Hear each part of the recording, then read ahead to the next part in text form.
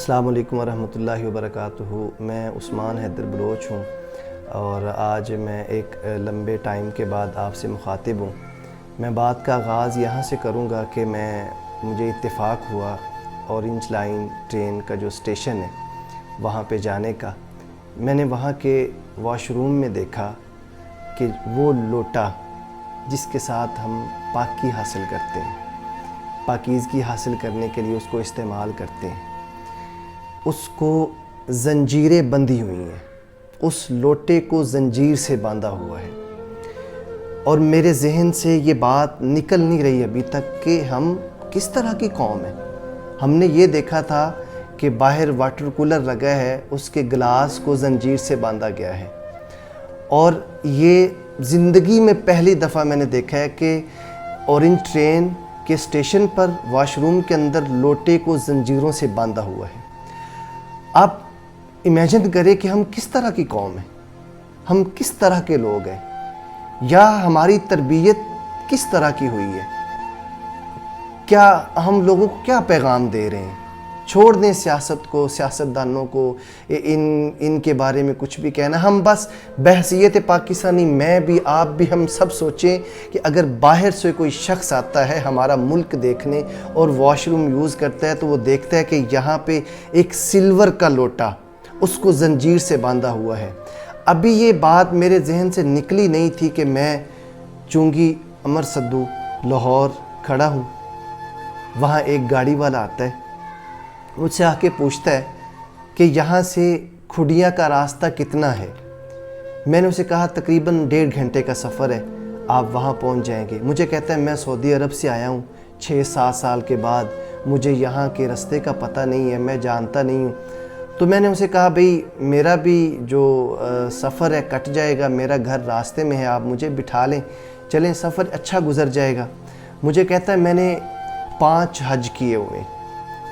پھر کہتا ہے میرے گھر والے سعودی عربیہ میں رہتے ہیں۔ مجھے اچھا لگا بھئی یہ سعودیہ سے آیا۔ میں نے کہا یار وہاں کے لوگ بڑے اچھے ہیں، وہاں کا سسٹم بڑا اچھا ہے، وہاں کے انہوں نے اصول و قانون بنا لیے ہیں زندگی گزارنے کے۔ میں نے کہا ہم ابھی تک پاکستانی عوام ہیں، ہم قوم کب بنیں گے؟ پتہ ہے اس نے مجھے کیا کہا؟ کہتا ہم قوم نہیں بن سکتے، ہم عوام ہی رہیں گے۔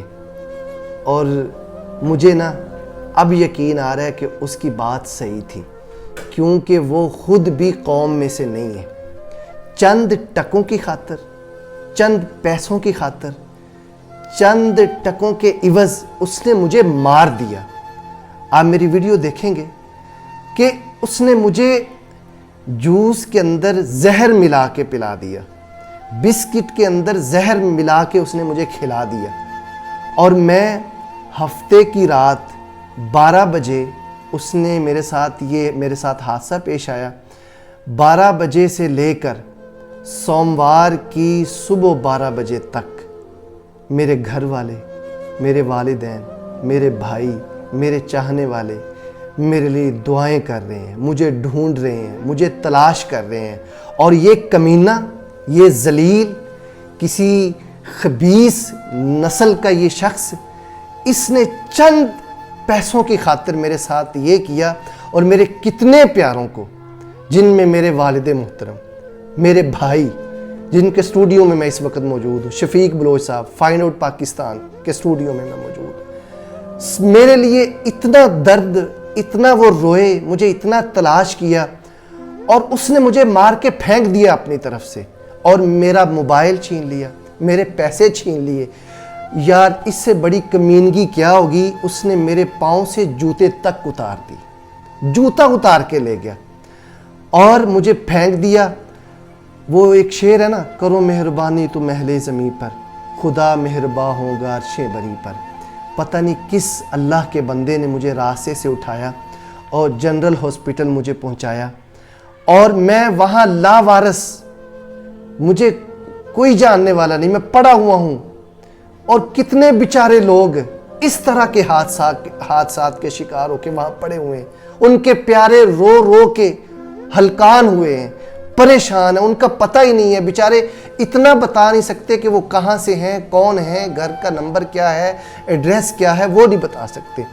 اور مجھ پہ اللہ کا کرم ہوا، وہاں کے ایک گارڈ ہیں، انہوں نے اتوار کی صبح مجھے جگایا، اٹھایا، مجھے نہیں یاد، انہوں نے مجھ سے پوچھا بھائی آپ کون ہیں، کہاں سے ہیں، کوئی نمبر یاد ہے؟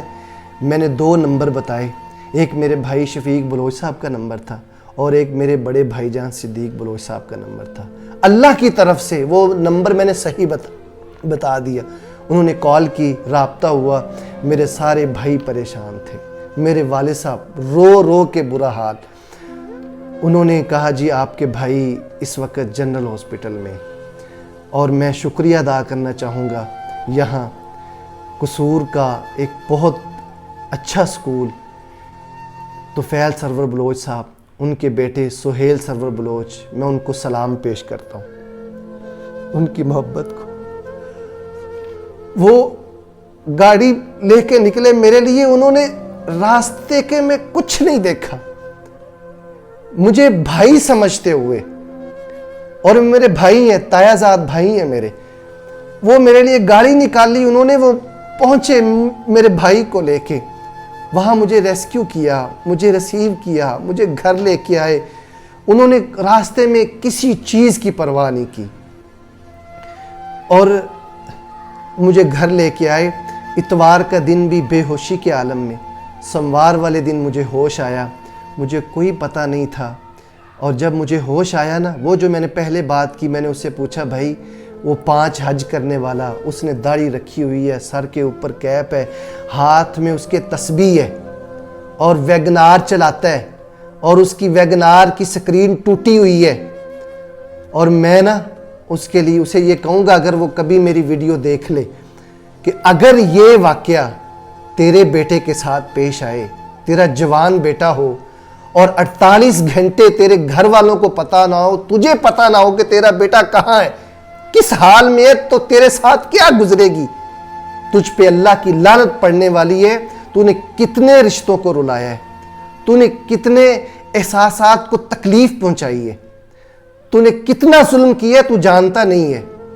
پتہ ہے اللہ تعالیٰ نے انسان کو اشرف المخلوقات بنایا ہے، سب سے افضل انسان ہے۔ پتہ ہے کیوں؟